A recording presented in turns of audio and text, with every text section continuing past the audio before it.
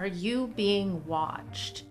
This is something you might not even be thinking about, but if you've been injured recently, it is something to be aware of. I'm Natalie Gerry with Gerry Law. I help injured people get the compensation that they deserve for their injuries.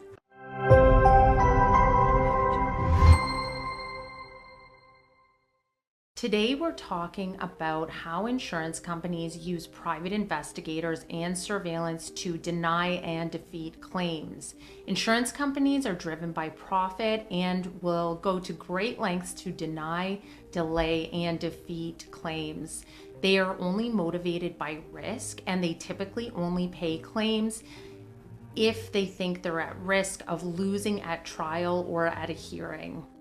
One of the ways that insurance companies fight claims is through surveillance. They would rather pay a private investigator to follow an injured person around and try to capture video or photographs of them doing something that then the insurance company can present evidence that the person is not as hurt as they claim to be.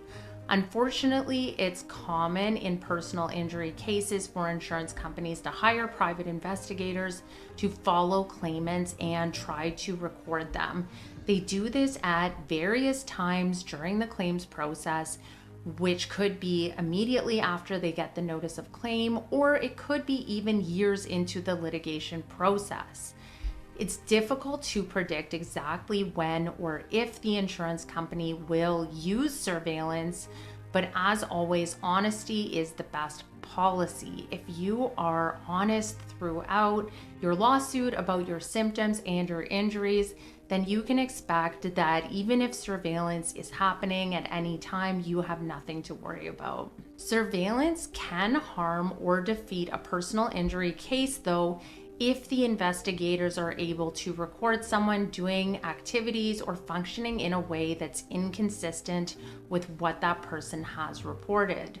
For example, if someone says in their examination for discovery, say, that they can't stand for more than 20 minutes without taking a break, and then the insurance company gets surveillance of them doing this or standing at their kids' hockey game for over an hour, then that would bring up an inconsistency. If you say that you never do something during your discovery, you say that you are never able to do something, and the surveillance is able to find one instance of you doing that thing, then that becomes a problem for your credibility. Investigators are very sophisticated and experienced. They know what insurance companies want. They may follow you around all day without even turning on the camera and only recording when it serves their purpose. The courts are onto this somewhat, like they won't take surveillance that is just a clip as your whole life, and they are aware of this.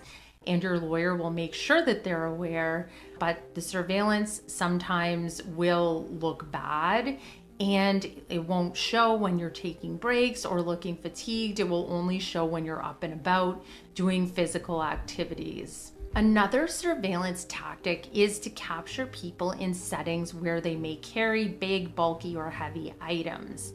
If someone reports that carrying more than 10 pounds is difficult, and then they're recorded lifting a heavy item at their kid's hockey game, they're lifting their child, or they're lifting their child's hockey bag, then this would look bad on video, but it may even just be for a short period of time, and it is easy to explain, but the video does look bad. The insurance company will argue that the plaintiff is lying to their doctors and that they cannot be trusted.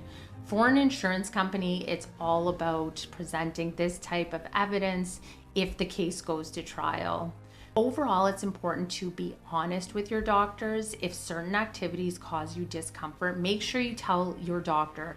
Don't just say that you can't walk for more than a block. Explain that walking more than a block causes you pain. If you do something out of the ordinary, like an activity you enjoyed before the accident, but you haven't done it since due to your symptoms, and it causes you a lot of pain, make sure you report that to your doctor. The more you can document the pain, the better, And especially if you are doing something that does cause you pain, because who knows, if there's a video of that and then there's a doctor's note saying that yes, you had a lot of pain, then that is very helpful.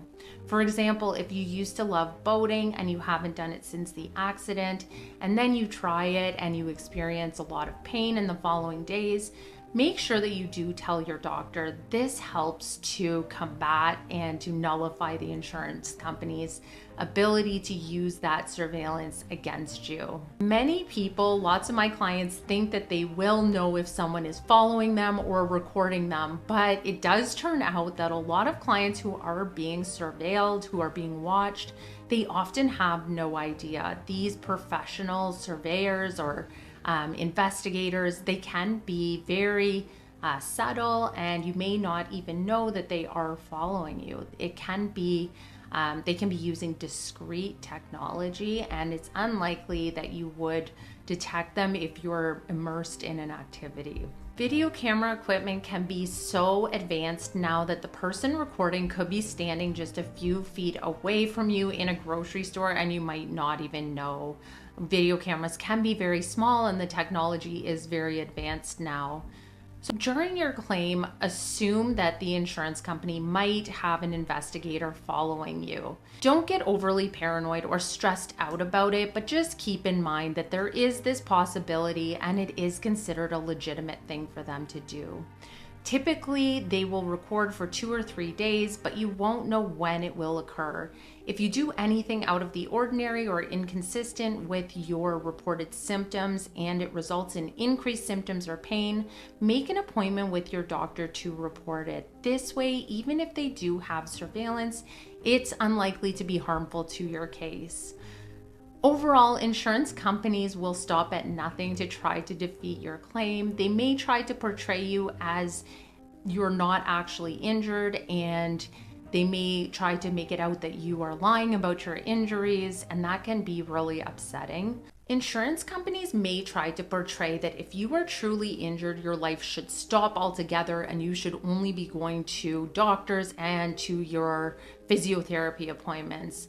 This obviously cannot be the case. People have to continue on with their lives. Don't be fearful of carrying on with your life as best you can. Just keep in mind that they may be watching and recording you. If activities do make your symptoms worse or interfere with your enjoyment, report this to your doctor and also let your lawyer know. As long as you're reporting it, the insurance company won't be able to use it as easily to show that you are not a credible witness.